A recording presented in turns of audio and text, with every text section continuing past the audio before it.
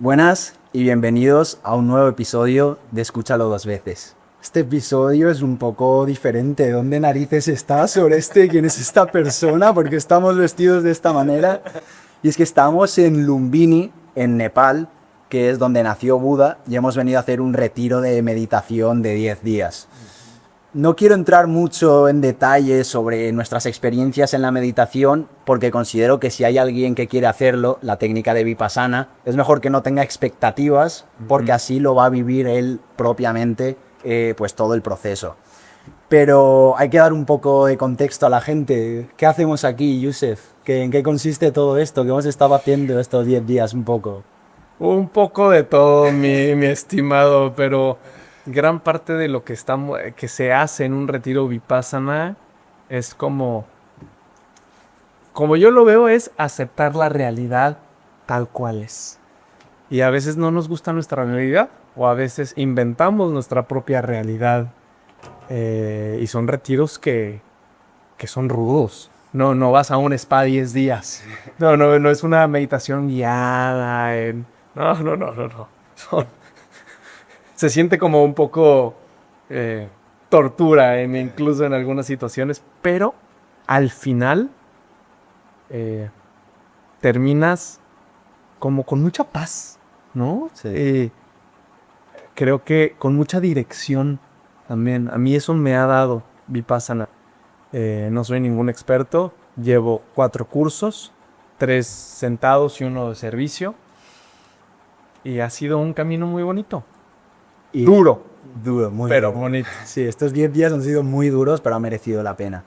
Y para quien no lo sepa, Vipassana consiste básicamente, son 10 días en los que estás en silencio absoluto, estás meditando 11, incluso 12 horas diarias, Así entre es. 10 o 12, y estás viviendo una vida de monje Así es. durante 10 días. Así es. Tienes que cumplir 5 reglas, que es no matar, no cometer actos sexuales indebidos, es no matar, no cometer actos No decir sexuales indebidos, mentiras. no decir mentiras. El cuarto... ¿Qué era el cuarto? Están por ahí atrás los papeles. El noble silence también, ¿no? Sí, El sí, silencio. no puedes estar hablando con nadie. Así es. Y el quinto... No me acuerdo. Bueno, lo pondré por ahí con edición. 5 reglas. Y luego lo que a mí me ha llamado sobre todo la atención estos 10 días, sin entrar con experiencias individuales, es que a pesar de estar en silencio, llegas a conectar mucho con algunas personas. Muchísimo. Sientes que ya las conoces. Sí, de toda la vida. Y ya les hiciste una historia en tu cabeza. Y este, por ejemplo, ha sido mi caso con Yusef, que apenas al entrar en el curso tuve 2 palabras con él, pero luego durante estos 10 días lo veía ahí de reojo y decía, noto como que hay química, que como que hay una conexión. Y luego estuvimos hablando al cabo de los días, cuando ya acabó el curso, y es fascinante lo que hace Yusef. Yusef se dedica al mundo de las redes sociales y se dedica sobre todo a divulgar sobre la neurociencia, sobre TDAH, adicción a pantallas, a todo tipo de problemas. Y lo que trata es de intentar ayudar a quienes lo necesitan, entre otras muchas cosas que ya nos irás contando durante este episodio. Y Gracias. entonces lo que me gustaría explicarte, que te he dicho antes, este podcast, lo que intento hacer es plantear una pregunta inicial que contestaremos a lo largo de la entrevista y daremos una conclusión final. El nombre de tu podcast se me hace muy chulo, ¿eh? Sí. Ahorita que lo escuché, dije, órale, me gustó. Alegro, gracias, lo aprecio. Felicidades por eso. Y entonces la pregunta que quiero lanzar es, tú estás especializado con el TDAH, es si el TDAH es realmente un problema, ¿no? Porque hay mucha chicha, ¿no? Como se suele decir detrás de esto. Así es. Entonces, para entrar un poco en contexto, me gustaría que nos explicaras qué es el TDAH y por qué estás en este mundo. El TDAH, el nombre como tal, significa trastorno por déficit de atención e hiperactividad. Y esta pregunta que iremos contestando, si tú lo ves como desde un lado clínico o médico, pues sí es un problema, ¿no? Es un trastorno. ¿Y por qué le ponen trastorno? Porque es algo que no tiene cura, no es una gripa. Entonces, a mí en lugar de ver al TDAH como un problema, lo veo como algo que soy. O sea, a mí me da gripa y me curo. Te puedes curar de una gripa. No puedes curar algo que eres. Entonces, una neurodivergencia, digámoslo así, que es una falta de desarrollo, es un desarrollo tardío de la corteza prefrontal del cerebro y que eso trae ciertas cualidades. Unas que me gustan mucho y unas que han sido como una tortura desde que soy niño. Y ha sido toda una montaña rusa de emociones el aprender a aceptarlas y el también aprender a trabajar con esos síntomas, ¿no? Porque tú puedes tener un síntoma, puedes tener una condición, pero todas esas cosas les puedes trabajar. Entonces ya depende de cada quien si ese trastorno tú lo ves como un problema y eres una víctima, o ves las cosas que tiene a favor, porque tener TDAH o ser TDAH tiene cosas padrísimas también. Ahora, ojo, no, yo no soy de la idea de, ay, sí, la neurodivergencia es un superpoder y qué increíble. Que sí lo veo como una ventaja para ciertas cosas, pero también puede ser un infierno. Sí. O sea, maltratado y si tú no controlas bien tus síntomas, puedes vivir un infierno. Yo lo viví.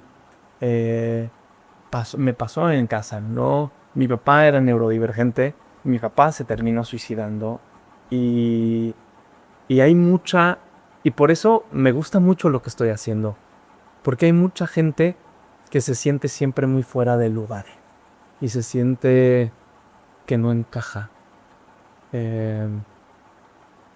Y tristemente es porque nos comparamos. Mira, lo dijo Albert Einstein, que Albert Einstein era una persona neurodivergente, comprobado, ¿no? Tenía una neurodivergencia en el cerebro y una de sus frases muy célebres es que todos somos genios, pero si tú juzgas a un pescado por la habilidad que tiene de trepar un árbol, vas a sentir toda su vida que es un estúpido. Si yo me quiero comparar con un cerebro neurotípico en cosas que a mí se me complican mucho por como mi CPU está configurado, me voy a sentir como un idiota. Entonces, desde ahí empecé yo como a trabajar mucho en mi proceso de, número uno, quién soy, qué me gusta, cuáles son mis dones, y desde ahí potencializarme. Pero ha sido un procesote de muchos años, ¿eh? Y para que la gente sepa de esa sintomatología de la que hablamos, ¿cuál sería?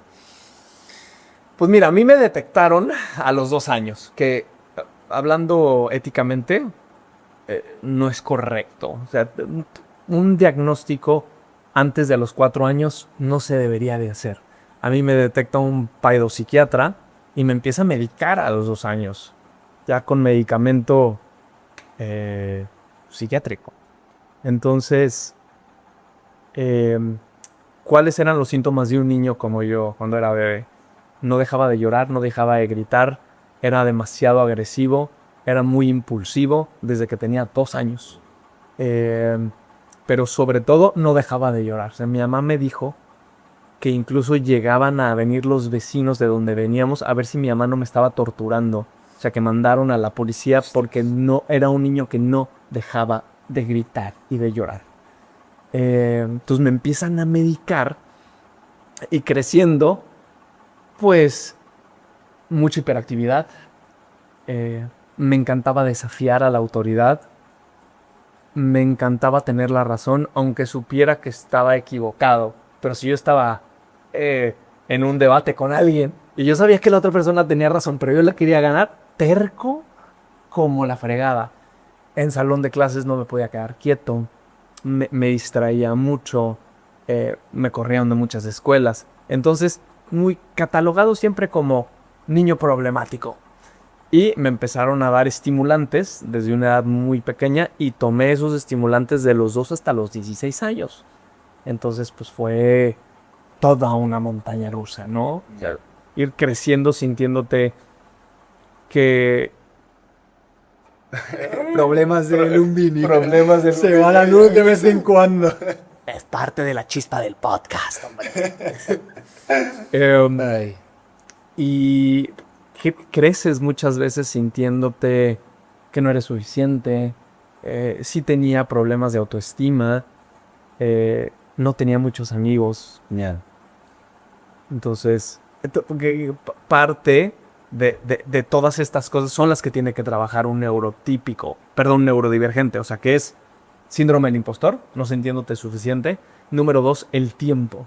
Y esto es bien difícil de explicar, y me lo explicaba el doctor Hallowell, que te lo platicamos el otro día. Es la eminencia de la neurodivergencia, que él es psiquiatra y tiene TDAH, que es difícil hacerle ver a una persona neurotípica que el tiempo para nosotros es diferente. Lo vemos de forma vertical en lugar de horizontal. No vemos inicio, medio y fin. Vemos todo ahorita más al rato, o ahorita después, pero es ahorita. Entonces, a veces como todo es ahorita, no alcanzas a percibir el tiempo. Entonces 5 minutos pueden parecer media hora, o media hora pueden parecer 2 minutos, y es difícil de explicar, porque muchas veces no sabemos. Entonces todos estos son como los síntomas que he estado como trabajando para que en lugar de que sean un infierno, que puedan ser algo que me proyecte a donde quiero. Yeah. Y antes de entrar en cómo lo has trabajado, hay algo que me llama muchísimo la atención. Y me has dicho que te diagnosticaron a los 2 años. Y como te he dicho, yo estudio medicina. Así es. La gente también lo sabe. Siempre intento aplicar un poquito de medicina al podcast. Belleza. Y sí que es verdad que dentro de lo que es la medicina, ¿no? La psiquiatría es como la parte menos médica de la medicina. ¿Por qué digo que es la parte menos médica? Porque en la medicina tú intentas arreglar un problema a partir de pruebas objetivas, o lo más objetivas posible. Por ejemplo, tengo el ligamento cruzado en la rodilla roto. Vale, lo tengo roto, pues voy a arreglarlo, lo voy a unir. Claro. ¿No? Tengo un tumor en el pulmón. Observo, vale, hay un tumor, Claro. lo quitamos. Se hace una biopsia, se estudia, claro. Algo objetivo. Pero es que en el tema de la psiquiatría, a mí me cuesta mucho entender cómo un psiquiatra puede determinar, vale, este sí, este no. ¿Cuál es la línea de decir, este tiene TDAH, este no tiene TDAH? Porque entiendo que es algo bastante subjetivo. Y mucha interpretación. Mucha interpretación, y mucha gente que igual no tiene TDAH acaba siendo Totalmente. diagnosticado con TDAH, sobremedicalizado, que eso es otra cuestión, y acabas frito, ¿no? Así es. Con el cerebro. Y aquí entra también una cuestión clínica, que ahorita, en nuestro tiempo, hay una sobrediagnosticación errónea, y mucho es por plata. No es porque no deja de ser un gran negocio. Y eso está muy triste. Está muy, muy, muy triste.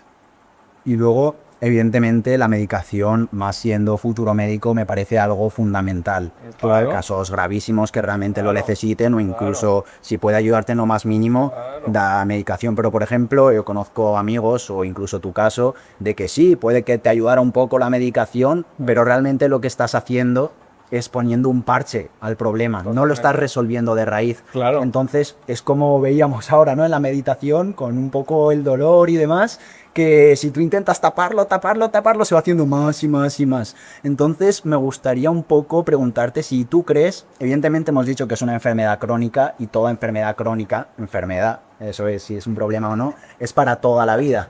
Entonces, realmente... Para mí no es una enfermedad, ¿eh? Ya, es por una eso, condición. Quiero Sí, que a lo largo del podcast resolvamos la pregunta del claro. inicio, porque desde el punto de vista occidental, médico, es una Es un enfermedad. problema, totalmente. Sí. Entonces, el problema de raíz no se puede eliminar porque es la condición que vas a tener de por vida, pero sí puedes intentar llevarlo de una manera positiva, o llevarlo de una manera que te beneficie y no tengas todos efectos negativos. Y en tu caso podemos decir que ha sido así. O sea, ahora mismo, ¿quién diría que podrías estar 10 horas meditando al día? Durante 10 días. Y a veces más de una hora inmóvil. Sin mover, porque no te dejan moverte, tienes que estar quieto. Entonces me gustaría un poco que nos contaras cómo has podido cambiar todo eso y cómo podría la gente empezar a implementarlo en su vida. A mí me quedó, y miren, me pongo chinito porque a mí algo me quedó clarísimo. No es que esté en contra de la medicación. Hay gente que la necesita, pero hay muchísima gente que no la necesita. Y también hay muchas cosas que no te enseñan que hay efectos secundarios. Y a mí me encanta la datadura, a mí me gusta investigar. Y si tú te vas a PubMed, ves artículos sobre efectos secundarios de personas neurodivergentes con su medicación, más del 52% tienen efectos secundarios. Los efectos secundarios que yo llegué a tener fue, yo ahorita me ves y me veo ya un poco más desarrollado, más grande. Si yo te enseño una foto cuando yo tenía 14 años, que ya llevaba yo más de 10 años tomando medicación, tengo 3 hermanas. Mi hermana, que es 2 años más chica que yo, parecía como si fuera 4 años mayor que yo. Yo parecía un niño desnutrido. Y parte de los efectos secundarios de la medicación es que no te da hambre, entonces no comes mucho. Yo cuando dejo a los 16 años la medicación, subo 20 kilos. 20 kilos en un año. Una locura. Entonces, en ese tiempo estaba entrenando, entonces para mí fue increíble porque me empecé a poner fuerte. Y a mí algo que me quedó claro, que es lo que te quiero decir, es que pills don't make skills. O sea, la pastilla no me va a generar una habilidad. La pastilla, como dices, me va a ablandar un problema, me va a entumecer un poco para poder estar sentado en clase, pero no va a hacer que yo genere un hábito que me va a hacer salir de eso de una forma consciente, de una forma en donde me esté conquistando. Y entonces, más o menos como a mis 18, 19 años, empiezo con mucho trabajo personal, porque empiezo a ser deportista de alto rendimiento. Entonces fue uno como de los principales, el judo, o sea, un arte marcial, fue como un pilar fuertísimo para que yo logre conquistar. Porque esto me hizo muchísima gracia ayer porque me dijiste que tu psicólogo te recomendó hacer deporte para el TDAH y al cabo de los años dice, Yusef, te dije de hacer deporte, no que te convirtieras en un deportista olímpico. Así es. Porque llegó a representar a México, a su país en las...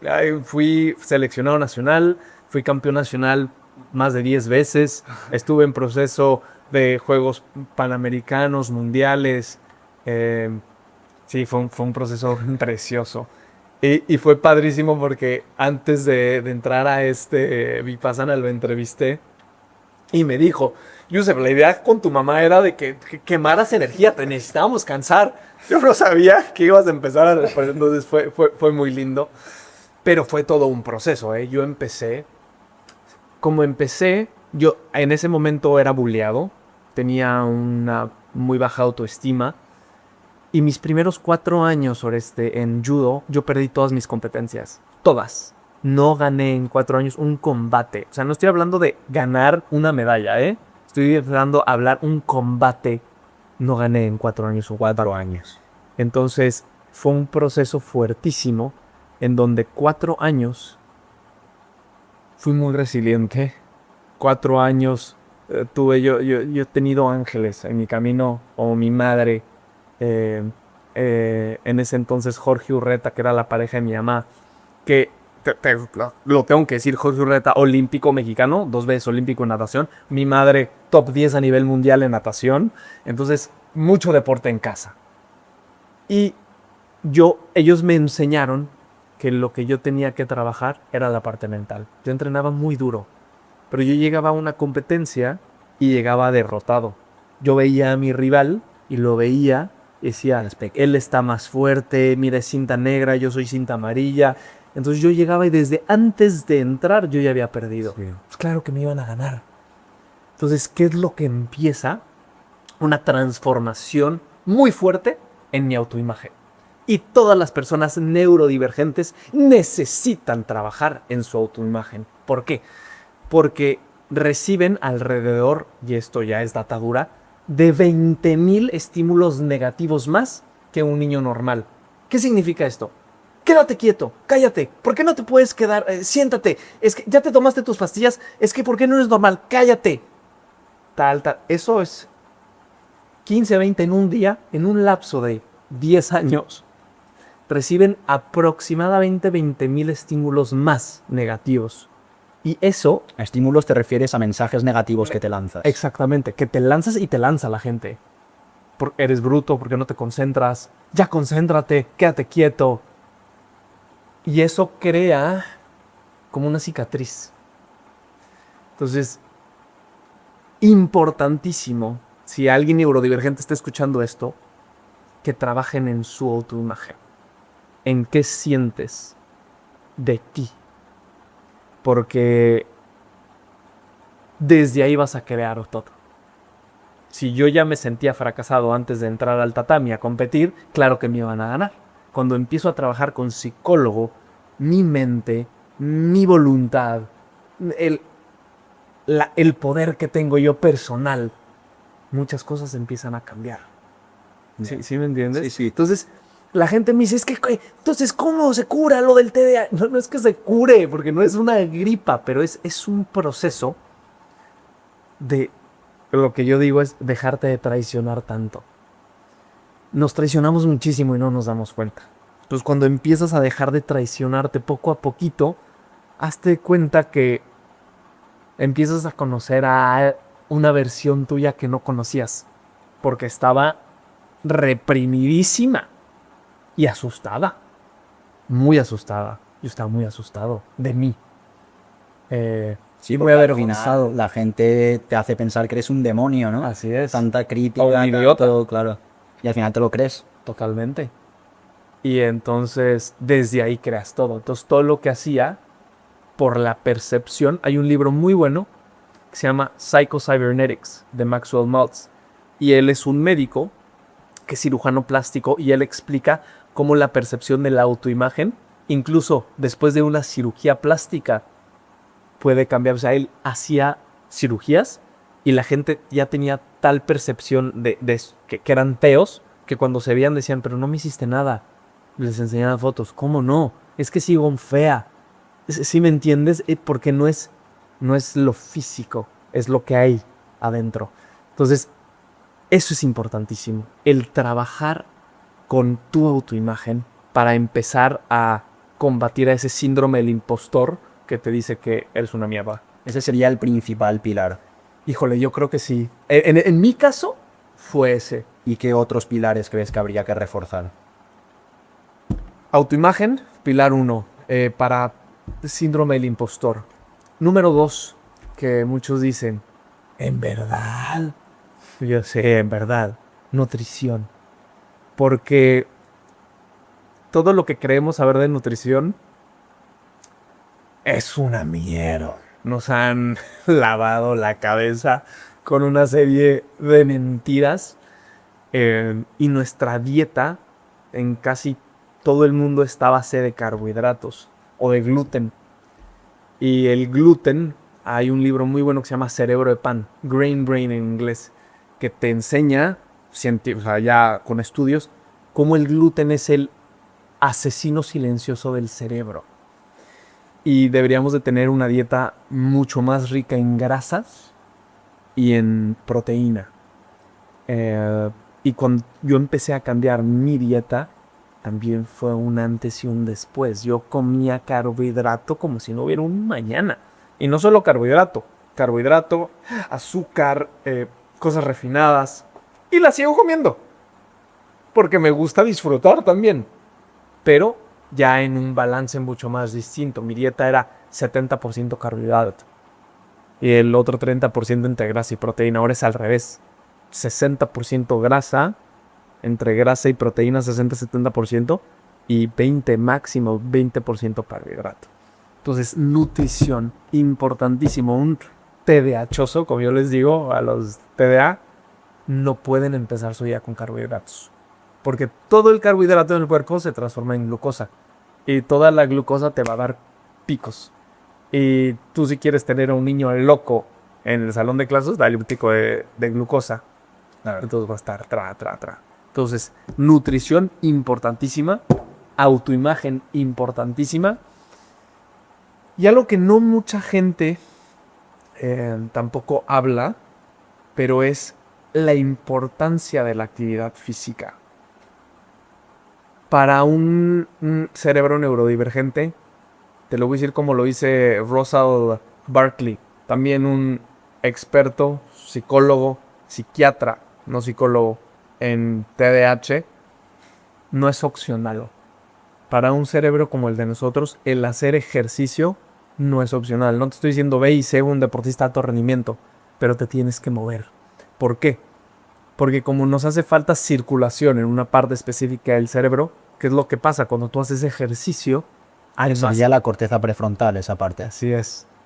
Hay más circulación. Entonces circula sangre al cerebro. Hacer ejercicios de raqueta y cardio está comprobado que son muy buenos para gente como nosotros. Tenis, por ejemplo, pádel, ping pong, todo lo que tenga que ver con acción-reacción con raqueta, Sí. conecta muchas partes del cerebro al mismo tiempo. Entonces, ayuda muchísimo. Ahora, no por eso tienes que hacer un deporte de raqueta, pero ayuda. Y la otra es nivel de oxigenación, ¿no? ¿Qué es el shock? En término médico, es una falta de oxigenación en el cerebro. Entonces, cuando tú oxigenas al cerebro haciendo ejercicio,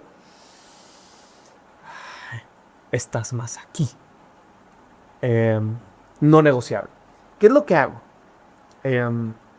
Porque es que no, me encantaría contestarte tu pregunta con una respuesta, pero no hay una respuesta. Yo lo que he desarrollado a lo largo de estos 10 años que he trabajado mucho en mí, es una serie de no negociables. Creo que lo hablaba contigo el otro ayer. Y es, por ejemplo, ¿qué son los no negociables para mí? Yo al despertar tengo una rutina y esa rutina no se toca, aunque esté viajando. ¿Qué es? No existe mi celular una hora después de despertar. Yo despierto y antes yo tomaba el celular, era adicto a mi celular. Ahora me despierto, le pongo a apagar a la alarma y no se toca el celular en una hora. En esa hora medito. Después de meditar me voy al espejo. 5 minutos en pelotas, encuerado. Porque es un ejercicio que me ayudó mucho con mi autoimagen. A verme, mucha gente no le gusta verse encuerado. Y no porque no les gusta lo que ven físicamente, porque no les gusta verse. Entonces, en pelotas me veo en el espejo, siento cómo se siente verme y desde ahí empiezo a construir quién quiero ser el día de hoy. Por ejemplo, es un decir, el día de hoy me veo en el espejo y digo, Youssef, el día de hoy quiero que seas un hombre creativo, inteligente, dinámico, honesto, y empiezo a crear esa autoimagen de mí antes de empezar mi trabajo el día de hoy. Sé que suena una pendejada, pero ese ejercicio a mí me ayudó a superar un síndrome del impostor que tenía, que no se quita con nada, Yo era campeón nacional, había dado pláticas, estaba yéndome muy bien en el trabajo y me seguía sintiendo como una mierda. Yeah. No lo llena nada si tú no trabajas en dentro. Entonces, esa serie de no negociables incluye el no empezar mi desayuno con un carbohidrato. Empiezo mi desayuno con huevos y con aguacate, que es pura grasa. Con aceitunas, que es pura grasa. Y esa serie de no negociables me permiten que los niveles, hay una palabra que vas a estudiar muchísimo que se llama dopamina, igual y ya la estás estudiando. El tema con los TDAHosos es que nosotros tenemos una, yo le digo triple D, deficiencia de dopamina. Y cuando el cerebro tiene una deficiencia de dopamina, va a buscar lo que sea para tenerla. Sí. Entonces, ¿qué es lo que pasa? Tenemos personalidades altamente adictivas. Si tú ves gran parte, tristemente, de la gente que tiene adicciones fuertes, gran parte son gente neurodivergentes. Porque necesitan dopamina. Y la forma más fácil de tener dopamina es adicto a la pornografía, adicto a sustancias, adicto a estímulos externos. Justamente quería llegar a esto antes de comentarte esto súper interesante que me querías decir. Perdón, a veces no me cayó la... No pasa nada. Es que muy interesante. Que ya Antes cállate, de continuar con esto, una cosa muy interesante que no he podido decir antes, la anterior entrevista, que bueno, todavía no la he subido, pero la subiré antes de esta, entrevisté a un psicólogo, que es uno de los pioneros en España, es una eminencia en adicciones a pantallas y a pornografía, justamente. Y después de la entrevista fuimos a tomarnos un refresco, un bar, porque aún tenía muchas preguntas, estuvimos hablando y sobre el tema de la sobremedicalización le estuve preguntando y él me dijo, Oreste, yo trabajo con psiquiatras no para dar medicación, sino una vez tienes esta medicación, a ver cómo podemos ir paulatinamente, ir quitándola, porque en un primer momento, evidentemente, estás descontrolado, puede ser necesario la medicación. Pero lo suyo, lo que él me decía, Oreste, no puedes estar viviendo con un parche toda tu vida. En algún momento vas a tener que resolver el problema de raíz. Y qué belleza que lo haga paulatino, porque, por ejemplo, algo de lo que me moría de risa con era mi pediatra en ese entonces. A mí, cuando me quitaron la medicación, después de casi 16 años de estarla tomando, ardió Troya. Pero ardió Troya incontrolable. Entonces me dijo, Yusef, la regamos, o sea, cometimos un error. Entonces me regresan a la medicación y empezaron a reducir de una forma paulatinamente. Porque sí, y qué bonito. Porque es que eso es un parche que no va a crear una habilidad. Totalmente. Una pastilla no crea una habilidad. Totalmente. Y luego hablabas sobre la oxigenación, que había distintas partes del cerebro que no se oxigenaban porque tal vez no están desarrolladas correctamente como deberían estarlo, y por eso te he dicho, corteza prefrontal, tú has dicho sí, porque en el podcast hemos traído a un exadicto de cocaína de 21 años. Entonces estuve explicando un poco, 21 años y ya era exadicto. O sea, una vida, o sea, la ha pasado dura y ha salido de ahí y ahora es de las personas más fuertes que conozco. Y justamente hablábamos de eso, de la corteza prefrontal, esta parte, ¿no?, del cerebro, que ¿qué es lo que hace? Pues poder razonar o decir, este riesgo no me compensa, no ser impulsivo, ser calmado, y por eso justamente me estaba llamando la curiosidad de, ostras, si no está bien desarrollada la corteza prefrontal, ¿serán más propensos a ser adictos? Más propensos a ser adictos, y ve qué locura es lo que te voy a decir, ¿eh? Investígalo para que veas que es real. Una persona con TDAH tiene un promedio de vida de 13 a 14 años menor que una persona normal. O sea, es más peligroso ser diabético, fumador y adicto al mismo tiempo que tener TDAH. Porque la gente se suele morir 14, 15, incluso a veces, sí, entre 15 y 14 años antes por cuestiones impulsivas. Ya pueden ser desde drogas o pueden ser por accidentes, porque no medimos los riesgos de la misma forma y tomamos riesgos, más bien tomamos acciones muchas veces sin... pues sí, date cuenta que esa parte del cerebro que te dice, oye, ten cuidado, ahí hay un tigre, te va a comer. No, pues tú metes la cabeza a la jaula a ver si el tigre está despierto y ya te la comió. Sí. Esos son los síntomas que a mí me fascinan. Porque, ok, si lo ves de un lado de la moneda, eso puede sonar horrible. Oye, 14 años menos de vida es muchísimo. Ok, ¿qué es lo que pasa? Eso es lo que pasa cuando los síntomas y cuando tu sistema prefrontal no está bien. Oye, ¿qué pasa si lo trabajamos? ¿Cómo se puede desarrollar? Oye, también hay diferentes partes del cerebro. ¿Qué es la función ejecutiva? Oye, ¿y el cerebelo? Oye, si yo empiezo a trabajar, ¿se puede desarrollar el cerebelo? ¿Cómo se desarrolla el cerebelo? ¿Qué pasa si una persona con TDAH? Entonces empieza un juego padrísimo. ¿Qué es lo que pasa? La gente quiere ya todo mágico. Tómate esta pastilla y se le van a curar los problemas. La gente no quiere trabajar, quiere tener ya la solución. Y es como aquí en Vipassana, que en Vipassana tenemos una hora que se llama Aditana. Que en una hora tienes que tomar una posición y no te puedes mover. Ni abrir la mano. Ni abrir la mano. Puede sonar fácil. Sí. Os invito a probar 5 minutos. Es tortura. Al principio es tortura porque es doloroso. Y al final. Y de repente ya llega un momento en donde, en serio, no es que sea placentero, pero cuando lo logras es como... Lo logré. Sí. Que al principio dices, imposible, ¿no? Llevas 10 minutos y dices, me faltan 50. ¿Cómo? Pasa lo mismo. Cuando empiezas en este proceso de querer conquistar una condición, pues va a ser difícil, va a ser problemático, vas a decir esto no es para mí, esto está muy difícil. ¿Y qué es lo que pasa? La gente claudica, renuncia, ni siquiera lo intenta, porque dicen, es que esto no lo puedo hacer yo.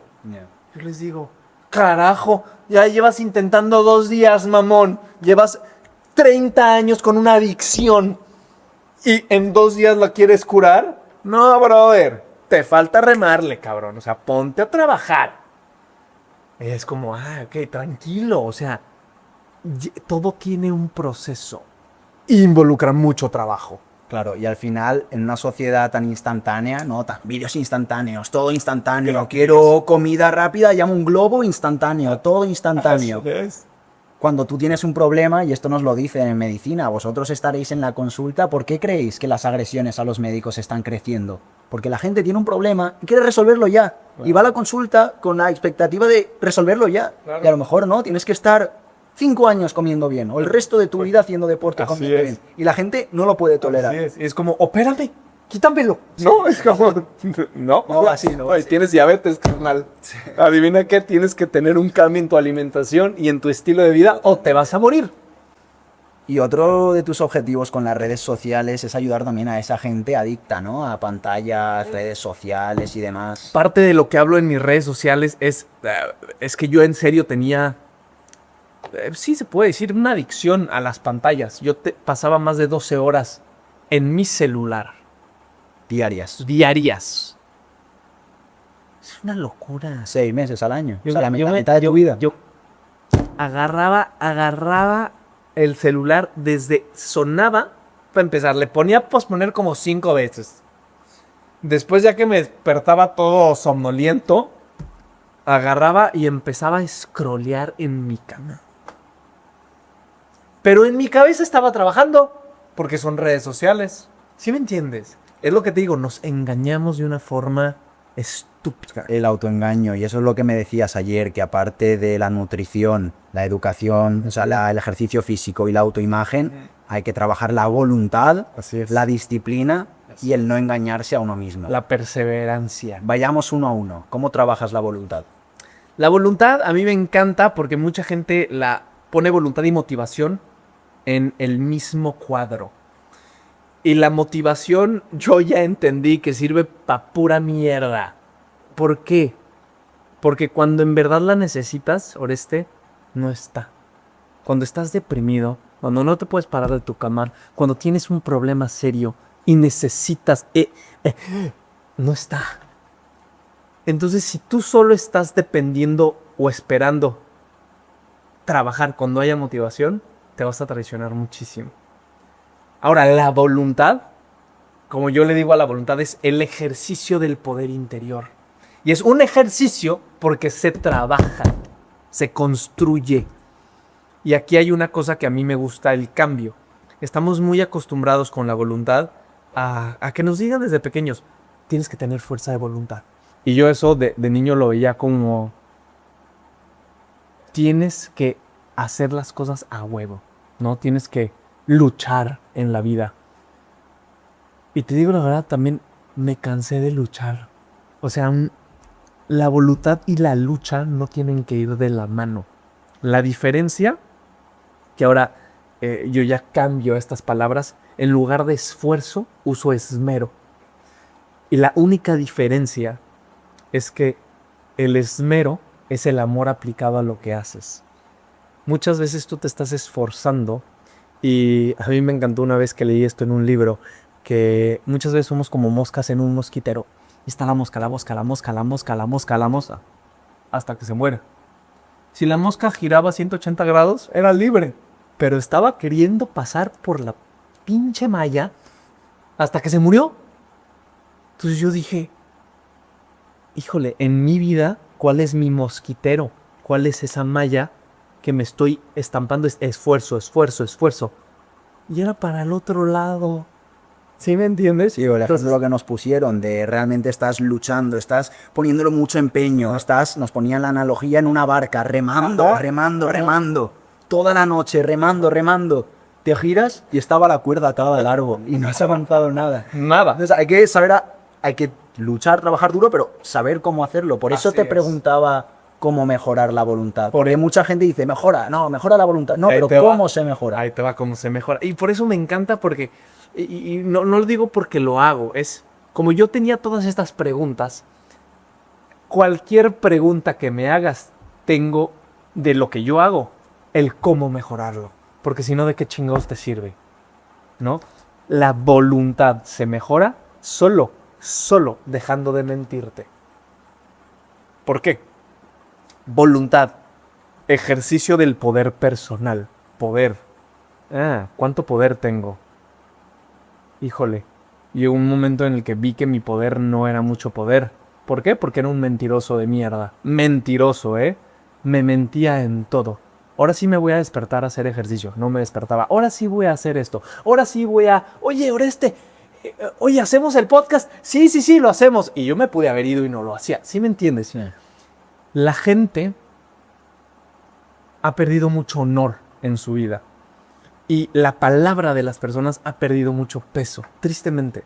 Antes, en los tiempos de nuestros abuelos, se cerraban los tratos así, ¿eh? Mi palabra. Ahorita Talín te dice mi palabra y te dice, fírmame aquí, carnal. O sea, como que mi palabra. O sea, tu palabra vale. Triste, ¿eh? Entonces, me empecé a cuestionar en qué me miento y cómo me miento. Entonces, ya tenía mucho cuidado antes de decir, mañana voy a hacer esto, o sí a esto, o quiero esto, porque lo tenía que cumplir. Y empezando, por ejemplo, con posponer mi alarma.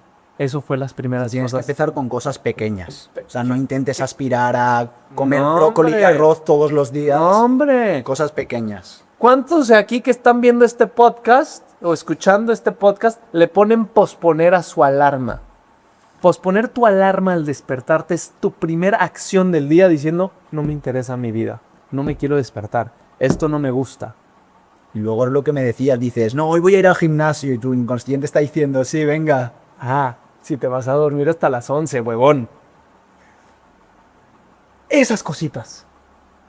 Entonces, la voluntad yo la trabajo con algo que se llama la lista de poder, en donde pongo las primeras 5 acciones que voy a hacer en mi mañana y las hago. Es decir, pararme sin posponer mi alarma, meditar 1 hora. ¿Sí me entiendes? Cada quien puede poner las que quiera, pero esas acciones yo las voy a cumplir antes de agarrar mi celular. Esa es la regla. 5 tareas, trabajos, antes de agarrar mi celular. Y no hay que empezar diciendo, no, 1 hora de cardio, una No, hora de no, meditación, otra. Puede ser 5 lavarse minutos. la cara. Claro. Puede ser ducharse. No, pongo cosas de sí, claro, porque después ponen cosas inalcanzables y yo toda la gente que empieza con la lista de poder les digo, no puedes poner nada que sea más de 15 minutos. Cuando conquistes esos 15 minutos y lo mantengas por 1 mes, le empezamos a subir. 1 mes. Porque si no la gente dice es que esto no es para mí. Porque lleva 3 años sin entrenar y voy a ir 2 años a hacer pesas. Lo que va a hacer es se va a lastimar. Y no lo va a hacer. Entonces, así se trabaja la voluntad, dejando de mentirte. Y luego también, quiero decir 2 frases que me han impactado de este curso. Una, Alicia, start again. with a calm mind. No, Ya no te la voy a ir meditando 11 horas al día, ¿eh? No, y sobre todo esas 3 horas que estás ahí, que no te puedes mover, es infernal. Pero algo que me hizo clic en la cabeza es que ¿cuántas personas conoces que están 300 días al año de 365 yendo al gimnasio, trabajando su físico, el físico perfecto, pero ¿y la mente? Ni un día, pero es que ni un día, y es lo más poderoso que hay, es la mente. Total. Entonces lo que decían, es el Kuama, sí, que ya se murió hace tiempo, pero es el que introdujo todo esto de la meditación, que muchos pensaréis, esto es sectario, esto es... Ni muchísimo menos, os invito a que leáis un poco, porque de verdad yo tenía una mente muy cerrada sobre todo esto y habla sobre tu propia experiencia de no creer cosas a ciegas y de realmente intentar mejorar tú a nivel personal. No intenta colarte nada. Te enseña una técnica de meditación con ciencia. Ciencia de materia y energía. y está increíble. Está muy bien. Y lo dice una persona con mente muy objetiva, científica y escéptica. Entonces lo que dice este hombre es que no hay algo que dañe más al ser humano que una mente salvaje. Y no hay nada más que pueda ayudar más al ser humano que una mente entrenada. Es decir, ¿por qué entrenamos tanto el físico y no la mente? O sea, esto es algo que hay que empezar a ir a trabajando poco a poco porque, al menos desde Occidente, ¿no? Desde, por ejemplo, pongo mi caso en España. Evidentemente estoy sesgado, ¿no? Miro a mi grupo de amigos, es solo una... Pero nadie le dedica ni siquiera 15 minutos a trabajar la mente.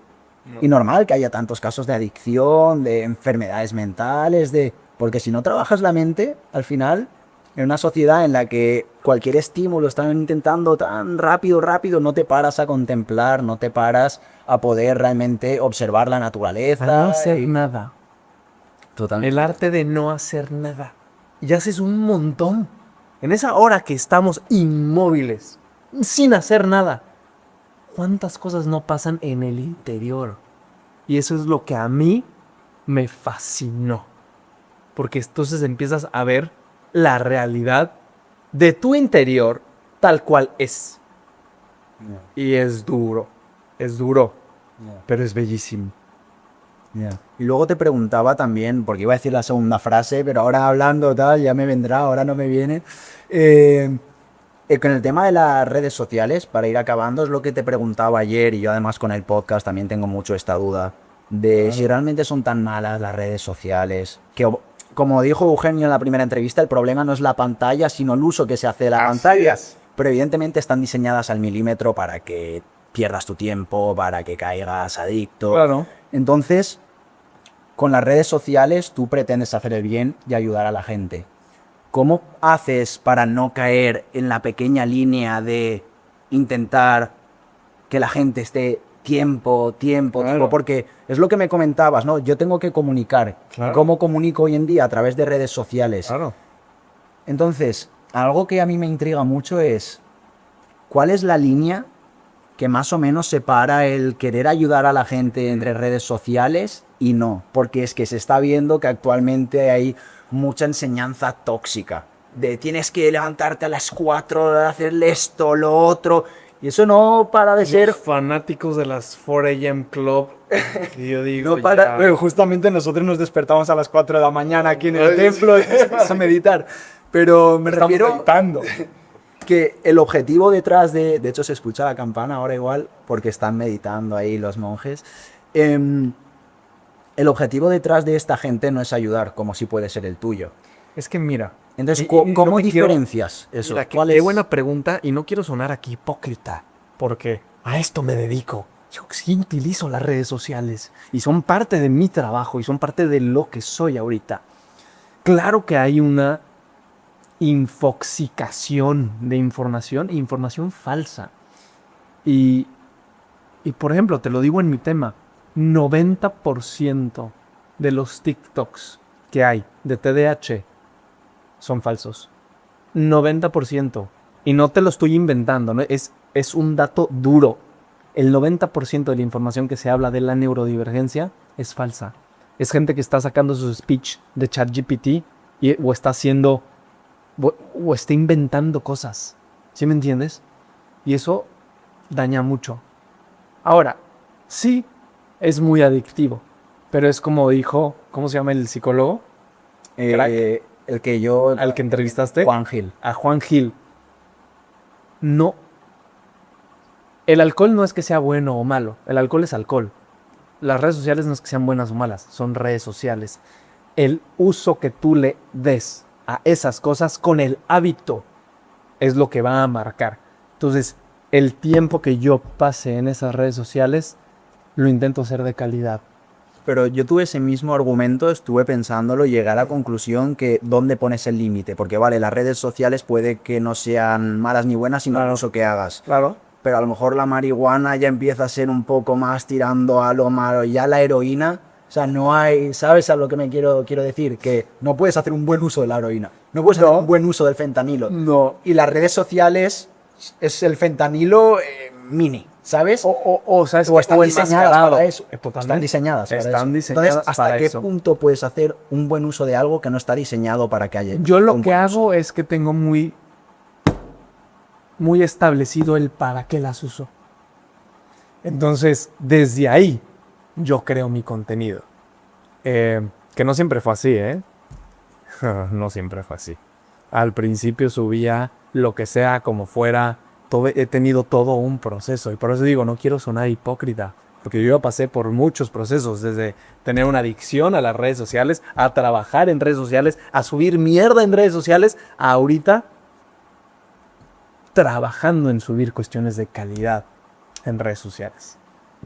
Entonces, esa línea para mí es que tengo muy claro quién quiero ser y qué es lo que quiero comunicar. Y desde ahí estoy haciendo mi contenido. Desde los cursos que hago, desde las conferencias que doy, desde las sesiones que doy, todo está hecho con mucho cariño. Claro, porque a todo esto igual algunos están pensando, sí, bueno, como siempre se suele hacer, juzgando Claro. qué tipo de... Claro. Privilegiado. 1 millón de seguidores en tus redes sociales. ¿Sí? Es que no es que estés hablando de que me ven 2 personas. No. Están viendo millones de personas, millones de influencias en los vídeos. Por eso te preguntaba algo tan sumamente importante. O sea, Claro. yo al menos sentiría como mucha responsabilidad, ¿sabes? Porque hay en mi mucha último gente- curso que lancé hace 6 meses, se me inscribieron 36 países. Todos en nada, o sea, en habla hispana, pero 36 países. Dices, madres, niños, papás, maestros, médicos. Y dices, qué responsabilidad. Entonces, ese parámetro está marcado desde cómo estoy creando lo que estoy creando. Y yo me di cuenta que TDAchosos, porque así se llama mi marca, lo quería hacer como si fuera un hijo. Literal, lo creé como si fuera un hijo. Y dije, si este fuera un hijo, si mi empresa fuera un hijo, ¿qué cualidades quiero que tengan? Oye, yo para no ser un papá abandonador o para no ser un papá que esté malcriando a mi empresa, ¿qué tengo que hacer? ¿Cómo lo tengo que hacer? ¿Cómo me tengo que comportar? Y desde ahí intento hacer lo que hago. Entonces todo está hecho con mucha intención. Y con buena fe, buena voluntad detrás. Entonces Claro. creo que la intención tiene mucho que ver. Claro. Si mi intención es hacerme famoso, claro que voy a hacer daño. Porque voy a estar buscando cosas rápidas, fáciles, likes.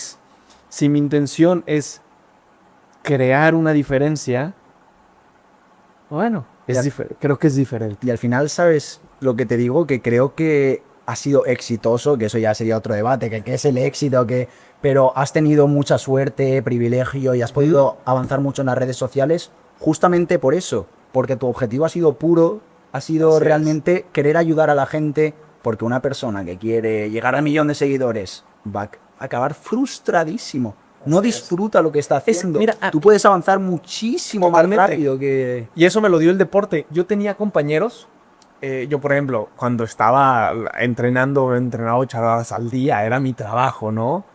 Comía, entrenaba, dormía. Y estaba marcadísimo, o sea, yo tenía 8-pack, pechos así. Y toda la gente me decía, es que cómo saco ese abdomen, yo llevo 5 años intentando sacar, y la gente pensaba que yo hacía 1.000.000 de abdominales al día para estar marcadísimo. Y la verdad es que era solo muy consciente de los ejercicios que hacía.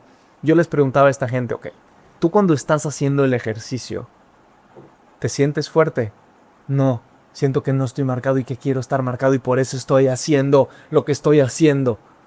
Le digo, pues por eso no estás marcado. Y la gente se ría, no, es que no entiendes. No, es que sí entiendo. Tú imagínate todos los días lo que le estás diciendo a tu cabeza. No estoy fuerte, quiero sacar cuadritos, quiero que la chica que me gusta me vea. Y desde ahí estás creando tu cuerpo. El mismo ejemplo del judo. El mismo ejemplo del judo. Entonces yo les digo, cuando vayas a hacer ejercicio, ve a hacer ejercicio porque quieres hacer ejercicio. Porque estás disfrutando del proceso de hacer ejercicio.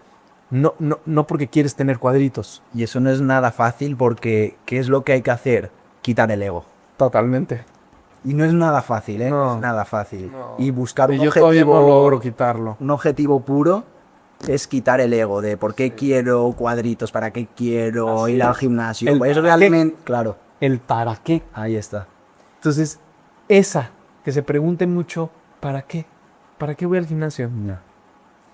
Y luego de forma resumida, antes de concluir y de decir la segunda frase que me he acordado, ¿en qué consiste en esta empresa? TDHosos se llama, ¿no? ¿Me TDHosos. puedes resumir un poco qué es lo que haces en esta empresa? TDHosos es una empresa que se dedica a agarrar a gente que tiene neurodivergencia, TDAH, autismo, dislexia, y guiarlos en un proceso en donde pueden desarrollar múltiples talentos y dones desde su neurodivergencia y que al contrario, en lugar de ser una debilidad, los va a impulsar a ser quienes son, sin estarse juzgando, tachando, criticando.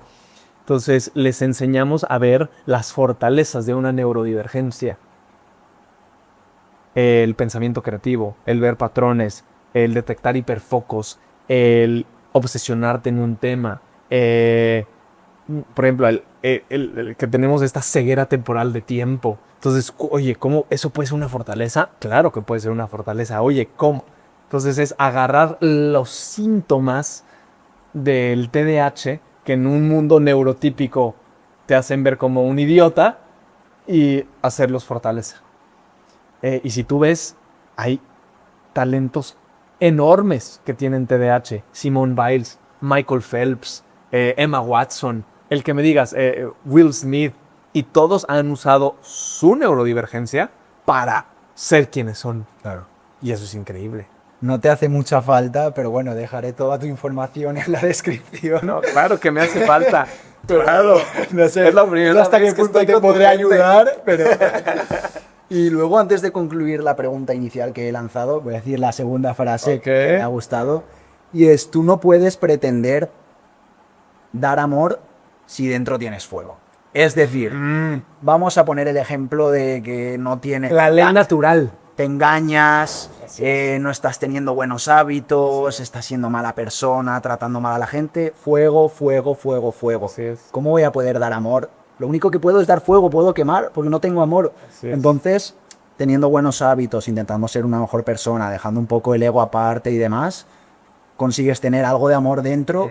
Y una vez tienes amor dentro ya puedes dar a los demás. Porque mucha gente dice, no, yo quiero ser mejor persona o quiero... Vale, pero antes de ayudar al resto, tú tienes que ser el primero. Porque es lo que decía, no puedes ayudar al resto si no te ayudas a ti primero. Así es. Así que una vez dicho esto, ¿por qué no es un problema o por qué sí el TDAH? El TDAH para mí no es un problema porque no lo veo como una enfermedad. No es algo que se cura porque es algo que la gente es. La neurodivergencia es una forma diferente del cableado del cerebro. Pero no porque estés cableado de forma diferente significa que seas mejor o peor. Simplemente eres diferente. Ahora, si lo ves como el término clínico, médico, claro que es un problema. Yo viví gran parte de mi infancia sintiéndome trastornado, porque ese es el nombre, trastorno. Me decían que tenía el trastorno de déficit de atención. Pero cuando tú te das cuenta que simplemente tu cerebro funciona diferente, y diferente puede ser muy padre, lo empiezas a abrazar. El TDAH no es un problema porque los TDAHosos son revolucionarios. Literal. Los TDAHosos por la forma en la que piensan, que no le gusta. A las personas como nosotros no nos gustan los sistemas. Hazte cuenta que nos ponen ciertas reglas y vamos a ver cómo rompemos todas. Entonces, ¿qué es lo que pasa? Empiezas a ver patrones, empiezas a ver formas de resolver ciertos conflictos de maneras que no existen. Entonces, muchísimos revolucionarios son TDAHosos. Tienen TDAH. Y eso para mí no es una enfermedad. Claro. Y luego también considero que la sociedad, y considero también que es algo normal, cuando hay algo diferente ya lo juzga, lo tacha de enfermedad y es, como digo, natural. Imagínate que todas las personas no tuviéramos el pelo rizado. Así es, qué aburrido. La gente a lo mejor que veríamos con el pelo rizado Así es. sería, o el ejemplo de que me gustó mucho de medicina, ponían el ejemplo de Shrek, que es una enfermedad que es acromegalia, y bueno, no me acuerdo, pero es un tumor que básicamente se queda todo más marcado. Si todos fuéramos así, eso sería lo normal. Así Y la es. persona que no fuera así sería la persona que enferma. Así Sería es. la persona rara. Aunque sería el guapo en nuestro... O el feo, o el en el feo. caso de Shrek. Si todos fueran Exactamente. como Shrek, sería un Sí, feo. Un feo.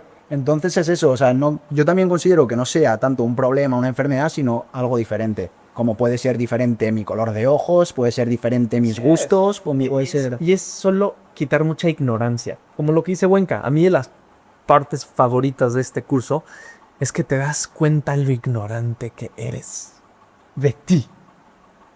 Entonces, cuando tú empiezas a investigar, cuando empiezas a estudiar, cuando empiezas a ver que TDAH, además ahorita se llama TDAH. Si tú te vas a la historia, es fascinante los diferentes nombres que ha tenido TDAH.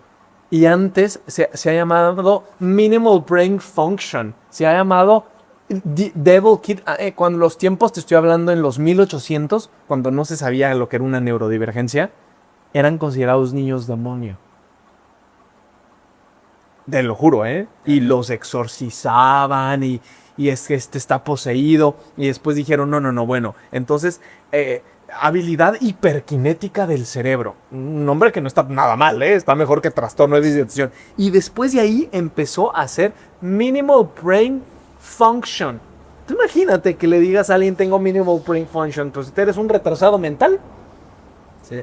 Y después de ahí pasó a ser TDAH, que también está mal porque no es un trastorno de déficit de atención. No tenemos un déficit de atención, tenemos una selección muy selectiva. Nos aburrimos muy fácil para lo que no nos apasiona y entonces sí tenemos cuestiones se puede decir de concentración, pero para lo que nos enfoca somos unas máquinas, Totalmente. unas máquinas.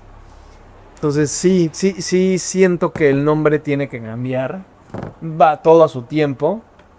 Pero va a cambiar, verás. Pero Sí, sí. tiempo al tiempo. Bueno, Yusef, no sé si tienes algo más que añadir. Sí, a toda la gente que esté viendo este episodio, les recomiendo mucho, en verdad, que busquen información sobre un retiro vipassana. Eso iba a decir, que voy a dejar la información. Yo recomiendo que si lo queréis hacer, no os informéis mucho, Sí. porque si no ya vais a ir con expectativas de lo Así que es. queréis notar, no queréis notar. Así es. Os leéis las reglas para seguirlas. Sin expectativas, pero también sabiendo que no van a ser 10 días de un spa.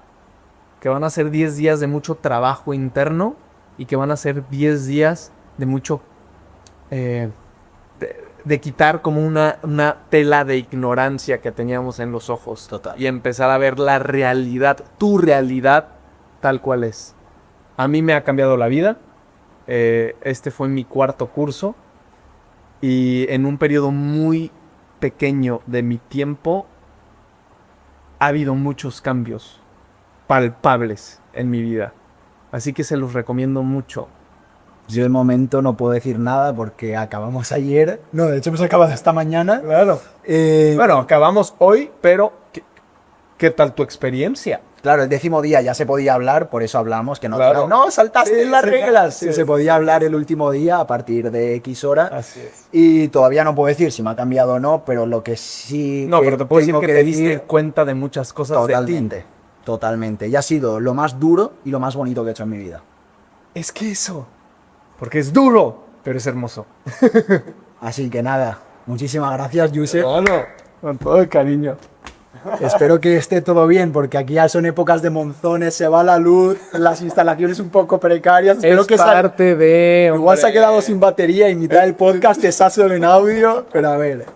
Bueno, Yusef, muchas gracias y a ver si nuestros caminos se vuelven a juntar y hacemos Así es. otro episodio de La Gente Lo Que Quiera. Amén.